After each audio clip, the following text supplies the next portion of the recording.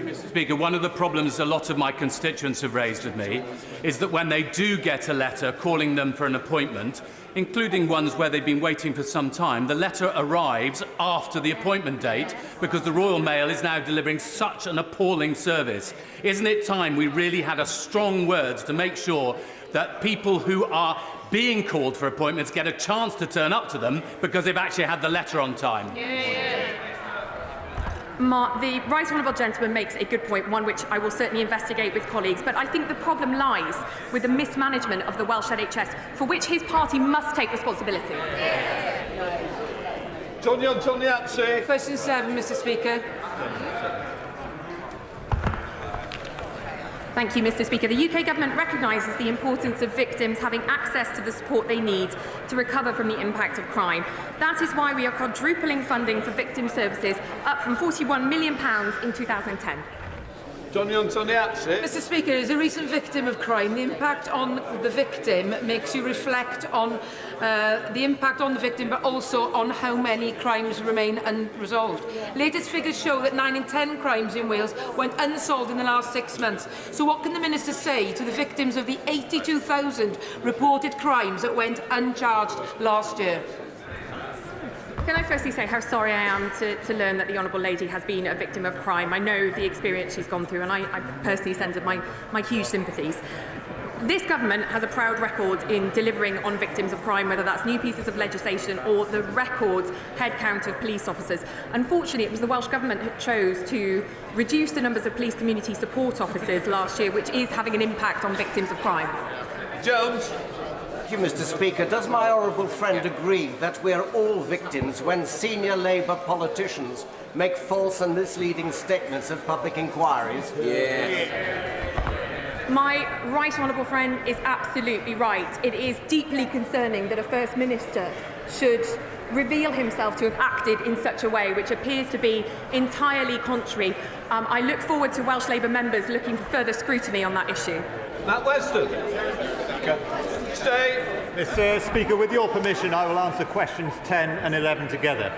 I have regular discussions with Cabinet colleagues on a range of subjects, including steel making in Wales. The Government is investing £500 million to retain steel making at Port Talbot, and not only in Port Talbot actually, but at other Tata sites, including Llanwern and Shotton, protecting 5,000 jobs and thousands more in the supply chain whilst increasing our economic security. And at the same time, the Government have put aside £80 million for the Transition Board to spend supporting anyone who loses their job in Port Talbot and the wider community. Matt Weston. Thank you, Mr. Speaker. Whether it be the transmission pylons and lines to upgrade our power grid as demanded by the Windsor report, or the prospect of building steel-based offshore wind platforms, the Welsh steel industry can and should be central to our transition to a net zero nation. When historic investments are being made by European competitors in green steel, does the Minister recognise that it is the Government's lack of ambition for Britain that has let thousands of skilled workers down? Well, Mr. Speaker, the Honourable Gentleman makes a good point about the importance of making sure there's a grid connection to enable an electric arc furnace to work properly, and I've raised this issue with National Grid, and they've assured me that the grid connection can be made on time. He makes a second reasonable point about the importance of being able to use steel produced in Port Talbot for floating offshore wind turbines. That is not the case at the moment because, as some of his shadow frontbenchers seem to be unaware of, the steel made in Port Talbot is coil, which is too thin to make floating offshore wind turbines. The Honourable Gentleman will be pleased to know that there are discussions going on with one major investor to try and ensure that the steel produced from the arc furnace can be made in a way that could support floating offshore wind structures. Hopkins. Thank you, Mr. Speaker. The sustainability of domestic automotive manufacturing is vital to the future prosperity of Luton's local economy. So what discussions has the Minister had with the UK's automotive industry about the effect of losing our sovereign virgin steel production on their supply chain costs? Well, Mr. Speaker, I've had a number of discussions.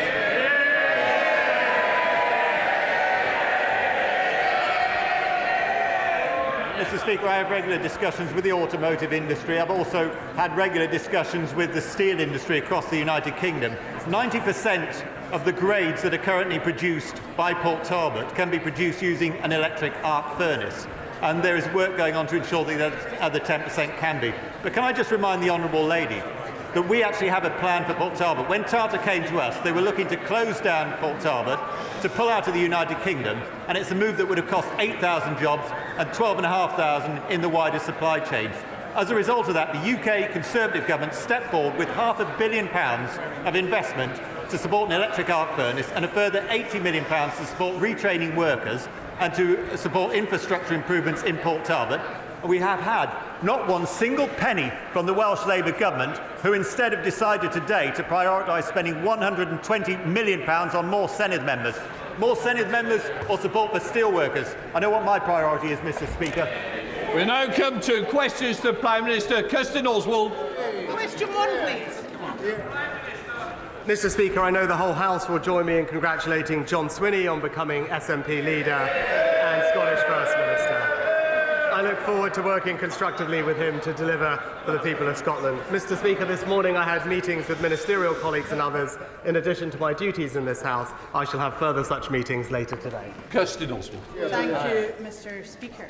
At last week's Prime Minister's questions, I highlighted the shocking rise in the number of teenagers trying vaping, and I asked the Prime Minister if he would take decisive action to stop vape advertising on football strips. He declined to do that. Since then, I have had an exchange with the Scottish Chief Medical Officer, Professor Sir Gregor Smith, during a session of the Tobacco and Vapes Bill Committee. And he said, "Where I become very uncomfortable and I am not supportive is where the massive attraction of sports companies is used in a way that promotes behaviours that are known to be unsafe or unhealthy." Can I ask the Prime Minister again, does he still think that it is right that vape companies should sponsor football kits? Mr Speaker, I'm glad the Honourable Lady agrees with me and the Government that we should do more to tackle youth vaping, and that's why we are bringing forward measures in the new bill to restrict the availability and appeal of vapes to children specifically, whether that's flavours or indeed marketing. As she knows, advertising of vapes is already heavily restricted by UK regulations, including a ban on advertising on television and radio and most online. Now, we've seen football take positive voluntary action in the past on issues such as this, but I will say to her that the Government will respond to the Honourable Lady's specific amendment in the usual way. Cheryl Merritt. Thank you, Mr Speaker.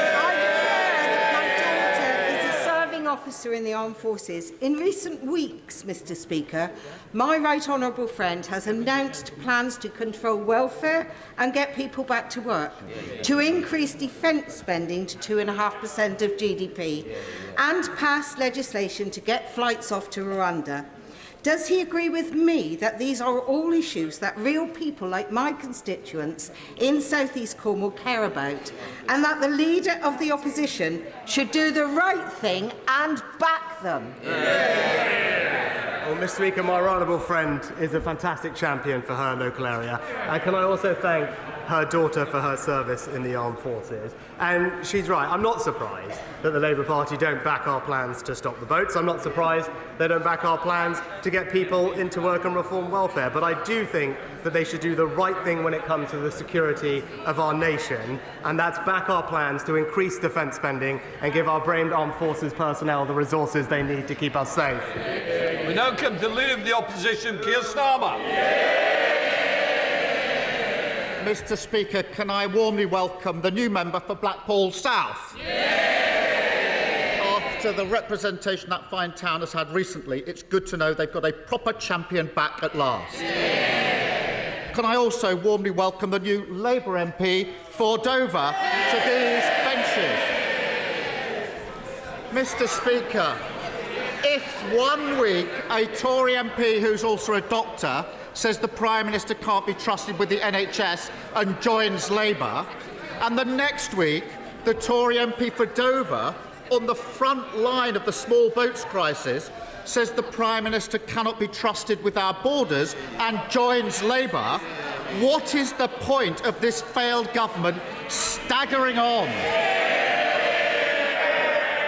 Well, Mr Speaker, can I actually join him in welcoming his newest MP for Blackpool? I must say he looks a lot happier than the member who was sitting there last week. But let me also join with him and let me join with him in congratulating all new and paying tribute to all former councillors, PCCs and mayors across the country. I hope his new ones do him as proud as I am of all of mine, Mr. Speaker. Great leaders like Andy Street. Great leaders like Andy Street who leave behind a strong legacy of more homes, more jobs and more investment, in sharp contrast to the legacy left by the last Labour government, which was a letter joking that there was no money left. Well, Mr. Speaker, in addition to losing 2 Tory MPs in 2 weeks, the Prime Minister's been on the receiving end of some of the biggest by-election swings in history. He's also lost 1,500 Tory councillors, half of his party's mayors, and a leadership election to a lettuce. How many more times do the public and his own MPs need to reject him before he takes the hint? Well, Mr. Speaker, this time last year I reminded him of some advice, actually, from his own mentor, Tony Blair, who had said at the time he can be as cocky as he likes about local elections, but come a general election, it's policy that counts, Mr. Speaker. Now, one year on from that advice, what has he managed? £28 billion of tax rises, 70 new business regulations, 30 U-turns, and a deputy leader under a police investigation. Well, I'm surprised he brought up a police investigation. I think his record is played 1, no, actually 2, the seatbelt as well. Played 2, lost 2 in relation to police investigations. But it's the same. The public keep telling him, the voters tell him it's not good enough. Instead of listening, he keeps telling them everything's fine if only they'd realise his greatness. He just doesn't get it. But at least after Thursday night, Mr. Speaker, he can go to the many places that he calls home and enjoy the fruits of his success. In Southampton or Downing Street, he's got great Labour councils. At his mansion in Richmond, he can enjoy a brand new Labour mayor of North Yorkshire. And at his pad in Kensington, he can celebrate a historic 3rd term for the Mayor of London. Now that he too can enjoy the benefits of this changed Labour Party, is he really still in such a hurry to get back to California? Well, Mr. Speaker, I must say I was of course surprised to see the honourable gentleman in North Yorkshire, but probably not as surprised as he was when he realised he couldn't take the tube there, Mr. Speaker. But I can tell him that the people of North Yorkshire believe in hard work, secure borders, lower taxes and straight-talking common sense, Mr. Speaker. They're not going to get any of that from a virtue-signalling lawyer from North London. Well, it was great to be in Northallerton, where they just voted to reject the Prime Minister's proposition. Mr. Speaker, he's finally found something in common with the British public. No matter where he calls home, all his neighbours are backing this changed Labour Party. And they keep rejecting him because they have sussed him out. They know there's nothing behind the boasts, the gimmicks, the smug smile. He's a dodgy salesman, desperate to sell them a dud. Now, Mr. Speaker, 16 days ago, when he held a press conference claiming victory on Rwanda, he said the next few weeks will be about action. People want deeds, not words. So let's test that. How many small boat crossings have there been since he said that 16 days ago? Mr. Speaker, actually, just before we go on to that, he talked about a changed Labour Party. That's important because he talked about a changed Labour Party. He talks about it a lot. But just this morning, and he also talked about his new mayor in London. So just this morning, we've learned that the Labour mayor in London believes, and I quote, that there is an equivalence between the brutal terrorist attack of Hamas and Israel defending itself. And let me be crystal clear, there is absolutely no equivalence between a terrorist group and a democratic state. So can I ask him now, will he take this opportunity to demonstrate that that Labour Party has changed? And will he condemn those comments from the Labour mayor? Well, I know that was the last run out before the general election, but he's getting ahead of himself in asking me questions. But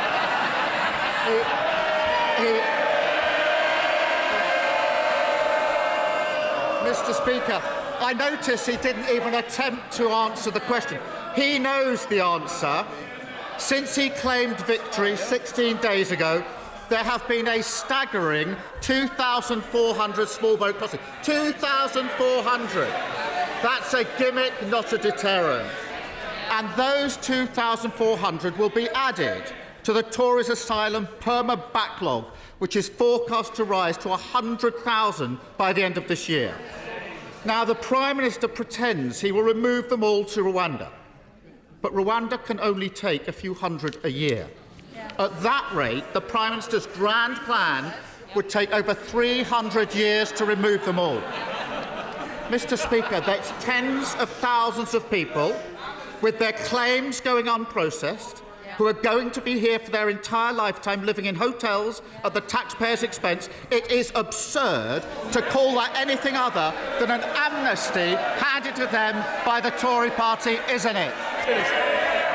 Well, Mr. Speaker, he had the opportunity to condemn the comments of his mayor, a mayor who said that there is an equivalence between Hamas and Israel. He did not do that, and everyone will see what that is. That is the Change Labour Party, Mr. Speaker, right there. Since I became Prime Minister, small boat crossings are down by a third. That's because we've doubled NCA funding, increased enforcement rates, closed bank accounts, deported 24,000 people, processed more claims, and, Mr. Speaker, when it comes to border control, there is a crucial difference between us. We want secure borders. He's happy with open borders. Mr. Speaker, the whole country knows that removing less than 1% of asylum seekers isn't stopping the boats, it's granting an amnesty, a Tory amnesty. But if he thinks the voters are wrong, if he thinks his own MPs joining the Labour Party are wrong, if he thinks anyone believes any of the nonsense that he spouts, why doesn't he put it to the test and call a general election?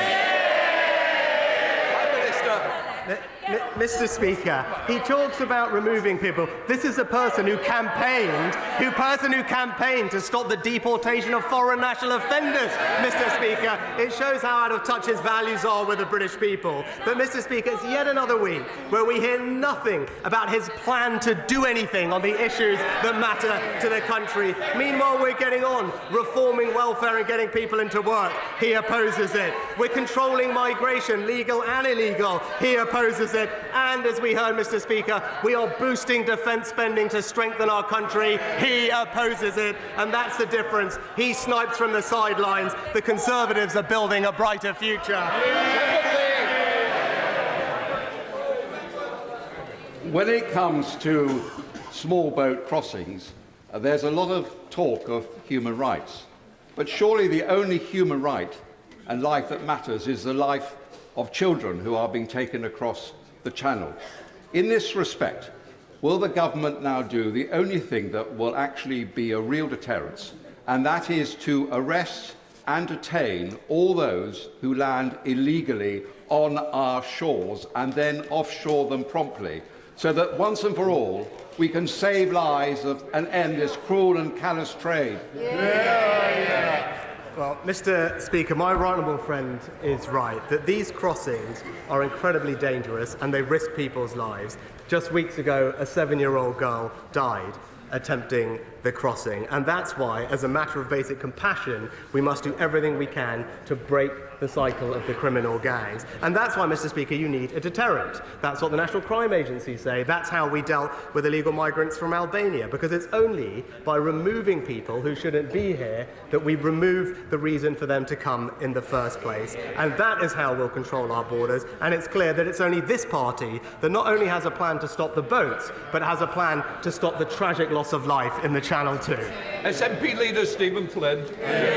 Thank you, Mr. Speaker. May I begin by also congratulating the fantastic John Swinney on becoming Scotland's first Minister. Our opponents should be careful, very careful what they wish for.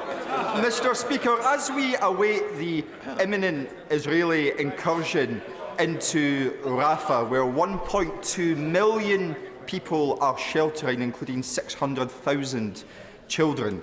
It has been reported that the United States has paused an arms shipment to Israel. The UK will now follow suit, won't it? Well, Mr. Speaker, the honourable gentleman may not realise, but the UK government doesn't itself directly provide arms or ship arms to Israel. And when it comes to the situation in Rafah, I've been very clear that we are deeply concerned about a full military incursion of Rafah, given the devastating humanitarian impact. I've made that position and point specifically to Prime Minister Netanyahu whenever we've spoken, and will continue to urge all sides to focus on the negotiations at hand to bring about a pause in the conflict, to release hostages and get more aid in.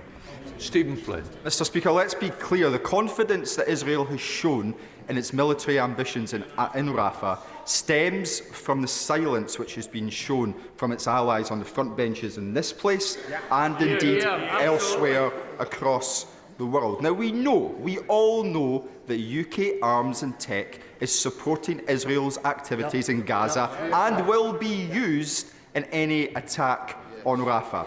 Knowing that and the devastation which is going to occur, surely the time has come to end our complicity and to halt arms sales to Israel. Well, Mr. Speaker, of course we take our defence export responsibilities extremely seriously, and that's why we operate one of the most robust licensing control regimes anywhere in the world. We periodically review advice on Israel's commitment to international humanitarian law, and ministers always act in accordance with that advice. And that is crystal clear for the House to understand. Our position with regard to export licences following the most recent assessment is unchanged, and I know that he will join me in urging all parties to engage in the negotiations that are happening so we can see a pause in fighting, to get more aid in, hostages out, and then bring about a sustainable ceasefire to this conflict. Martin Bickers.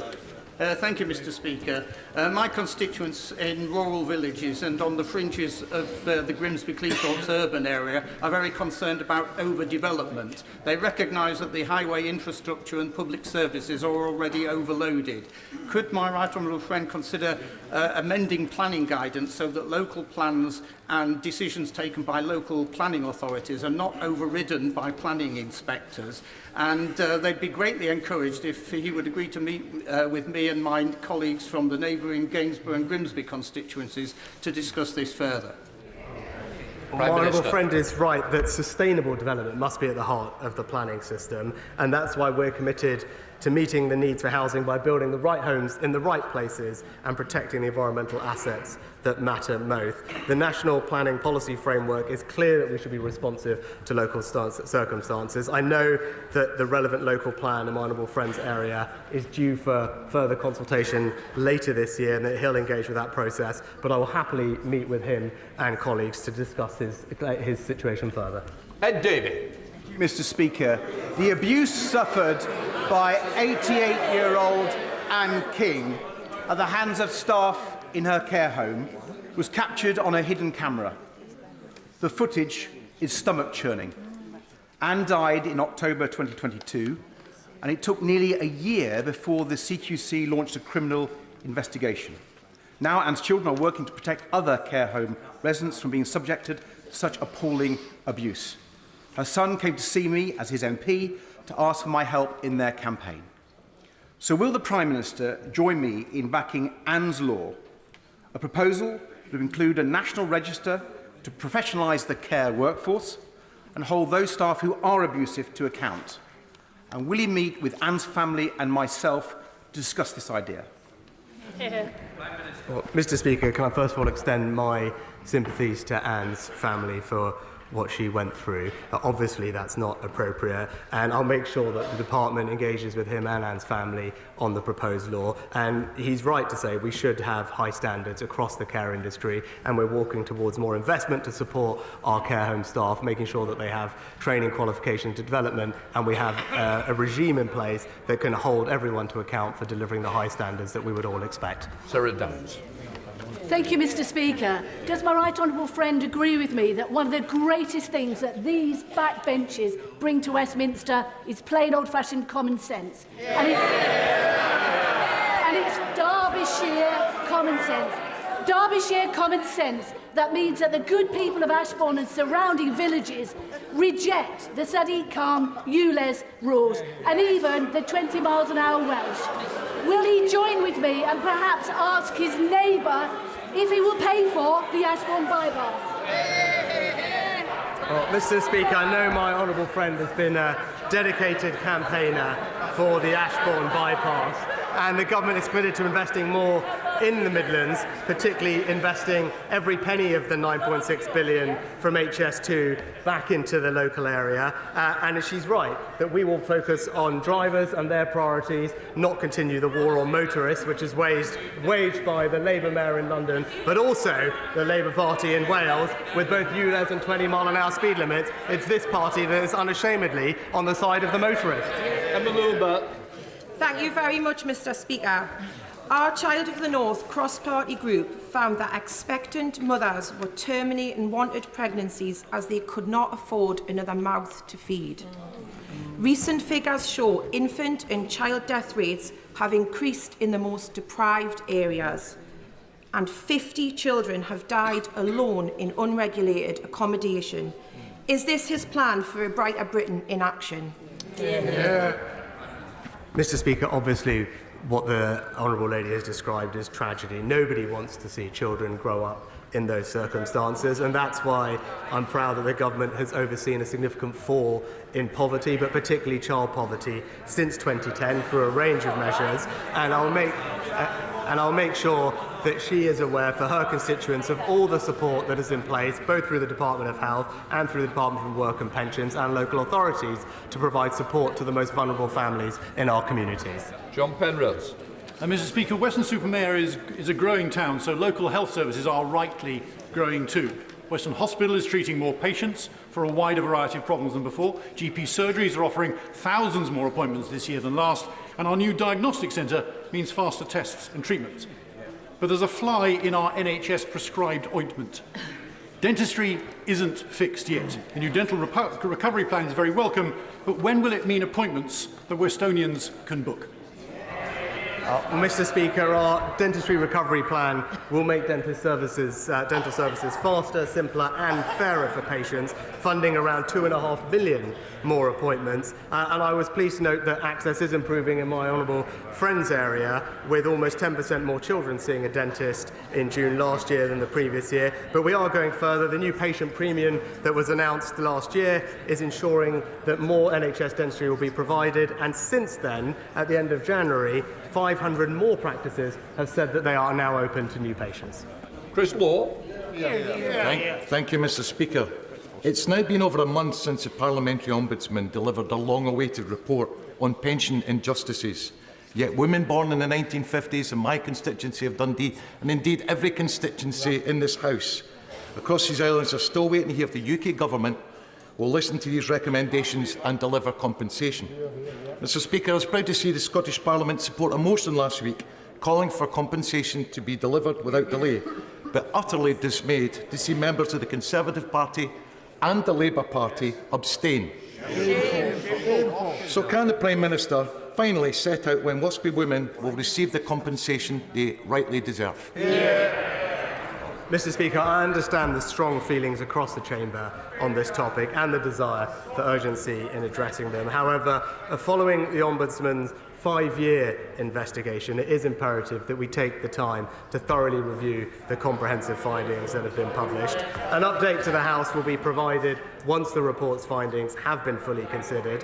More broadly, we are committed to ensuring pensioners have the dignity and security in retirement that they deserve, and most recently increasing the state pension by £900 thanks to the triple lock.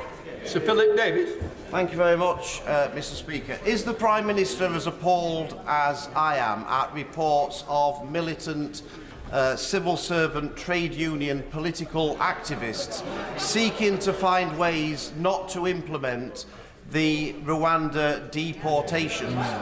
Does he agree with me that if they are not prepared to implement the will of the government, an Act of Parliament that was passed by both Houses of Parliament, that they should conclude that being in the civil service is perhaps not for them, and maybe they can look for alternative employment at other left-wing organisations that masquerade as being impartial. Maybe they could try the BBC or Channel 4 News. Mr. Speaker, my expectation is that civil servants will continue to be committed to supporting our priority of stopping the boats and deliver in accordance with the Civil Service Code. He'll know that we made specific changes to ensure compliance with that code as we push through with our plans. But I agree with him more broadly that we are the only party that has a plan to stop the boats, and we will face down all the obstacles in our way to deliver on this crucial priority for the British people. And whoever stands in our way, whether it's the Labour Party or others, we will deliver for this country on this vital issue. Mr. Speaker, China has now hacked the data of defence personnel, the Electoral Commission, various other public institutions, and has targeted many members of this House. And yet plans by China's largest wind turbine manufacturer, Mingyang Smart Energy, to build its largest European facility right here in the UK advance at pace, with the facility set to be built in Scotland. Given widely shared concerns about the involvement of hostile states such as China in the UK's critical national energy infrastructure, does he not agree that now is the time for this project to be paused, to be reviewed by the government on national security grounds? And if not, what message does he think that sends? Well, as I've said repeatedly, China is a country with different values to ours and is acting in a way that is increasingly authoritarian at home and assertive abroad. It's right that we take firm steps to protect ourselves against that, particularly in the area of economic security, which is why this government passed the National Security and Investment Act, precisely so that we can screen transactions without commenting on individual ones, of course, to protect this country. And we have used those powers, not least to block Chinese investment in a sensitive semiconductor company, but also to ensure that the Chinese state nuclear company had no part in the future of our nuclear power. So he can rest assured that we're alive to the challenges and have passed laws that give us the powers to protect against them. Thank you, Mr. Speaker. A 5-year-old Benedict Blythe was a lovely little boy who attended a primary school in my constituency. Sadly, however, he died of anaphylaxis, a severe allergic reaction. The coroner's inquest has not yet reported, but speaking generally, on average, 2 children in every class have a food allergy, and allergic reactions take place more in school than in any other setting outside the home. Severe allergic reactions are on the rise and can be fatal. Yet there is no explicit legal requirement for schools to have allergy medication, an allergy policy, or other recommended safeguards being made available. There is only guidance. Will the Prime Minister meet with me and Benedict's parents, Helen and Pete, so that we can discuss a way forward to ensure that children who suffer from allergies in schools can be more safe, including schools having an allergy policy, adrenaline pens, and staff who know how to use them? Well, firstly, can I extend my sympathy to Benedict's family?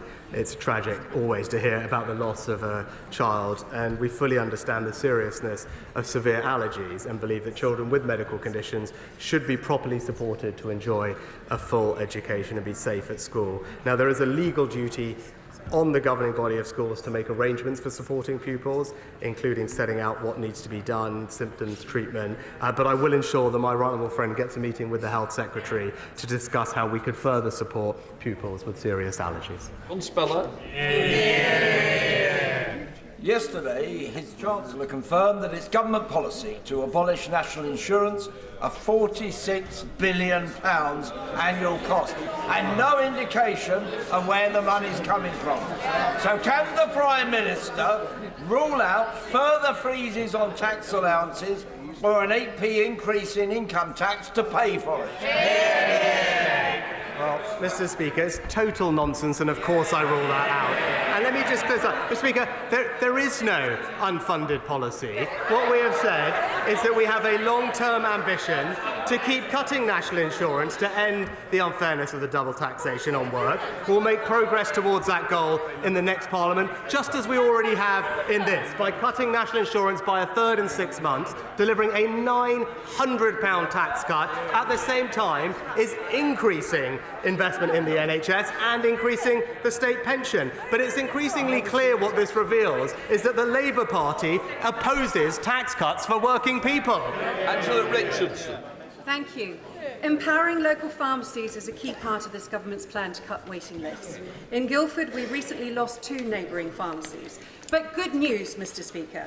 I'm pleased to report that by working diligently with local pharmacists, concerned residents, the Minister and the ICB, I have helped to secure a new pharmacy in Burford. Yeah. Will my right honourable friend join me in welcoming this new pharmacy, and does he agree that it is vital residents should have access to a good, efficient and above all local pharmacy? Yeah. Well, Mr. Speaker, I care deeply about the future of our community pharmacies. I'm very pleased to hear about my honourable friend's success in securing a new pharmacy for her constituents, joining the 10,500 others across the country. And she's now right about the important role that our local pharmacies can play. That's why we're backing them with £645 million of additional funding through Pharmacy First, so that you can now go straight to your pharmacist, receive treatment for 7 of the most common ailments, saving you time and ensuring that patients get the care they need quicker and closer to home. Mr. Speaker, last Friday, The Guardian reported major structural deficiencies at Stepping Hill Hospital in Stockport.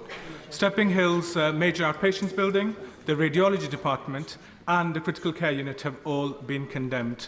In March, I met with senior officials at Stockport NHS Trust. They were very clear that a sustained lack of capital investment is the root cause of problems at my local hospital. Mr. Speaker, does the Prime Minister believe that our hospitals, quite literally crumbling, is the price worth paying for the 14 years of successive Conservative failure? Well, Mr. Speaker, we fully recognise the need to invest in health infrastructure across the country, including at Stepping Hill Hospital, and that's why we are currently spending around £4 billion a year for Trust to spend on necessary maintenance and repairs, on top of the £20 billion new hospital programme and the additional funding that was put aside to deal with RAC maintenance. But he talks about a legacy of the NHS. All he needs to do is look at his party's record in Wales, where people currently are experiencing the worst A&E performance and the longest wait times anywhere in Great Britain. Ruth Edwards. Thank you, Mr. Speaker. Mr. Speaker, Nottingham City Council is expecting to fall short of its housing target by 6,000 new homes.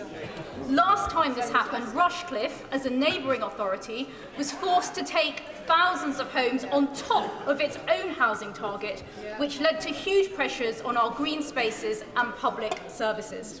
So can my right honourable friend reassure me and my constituents that the changes we've made to the planning system will mean that this time we will be protected from Labour's failure in Nottingham?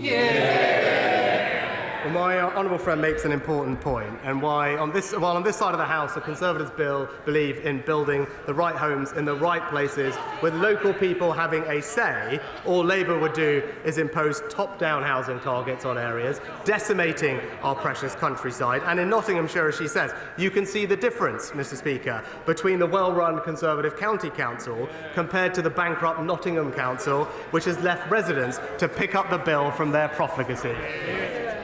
Lucas. Thank you very much, Mr. Speaker. Untreated sewage was pumped into English waterways for more than 3.6 million hours last year, and into the sea off Sussex beaches 3 times in the last 24 hours alone. Yet since privatisation, the water companies have been allowed to rack up debts of over £64 billion and their shareholders to pocket £78 billion in dividends. The majority of the public, including 58% of Conservative and 80% of Labour supporters, want to turf out the profiteering polluters. They want water brought back into public hands. When is he going to listen to them and end the legalised scam of privatisation? Well, Mr. Speaker, our plans have gone further than any other previous government. In fact, we now monitor 100% of overflows, up from just 7% under the Labour Party. We're investing a record £56 billion into our water infrastructure, and we've enshrined in law strict targets and introduced unlimited fines for water companies, holding them and their bosses to account. So it's crystal clear that the record shows that there's only one party who has a clear plan to tackle this issue for the environment, and it's the Conservative Party. Final question, Matt Vickers. Thank you, Mr. Speaker. Everybody knows that Stockton is a great place with great people and a great football team. My right honourable friend recently visited the mighty Stockton town to see the incredible work that they do in the local community and heard about their promotion battle. I'm sure he'll want to join me in congratulating Mickey Dunwell and the mighty Anchors on their promotion. Well, Mr. Speaker, it was fantastic to visit Stockton Town FC with my honourable friend, who is a brilliant champion for his local community, which I see firsthand on a weekly basis. And let me join him in congratulating everyone at the club on their well-deserved promotion, and I hope some of their good luck rubs off on Southampton in the coming weeks. Very brief. That completes Prime Minister's questions.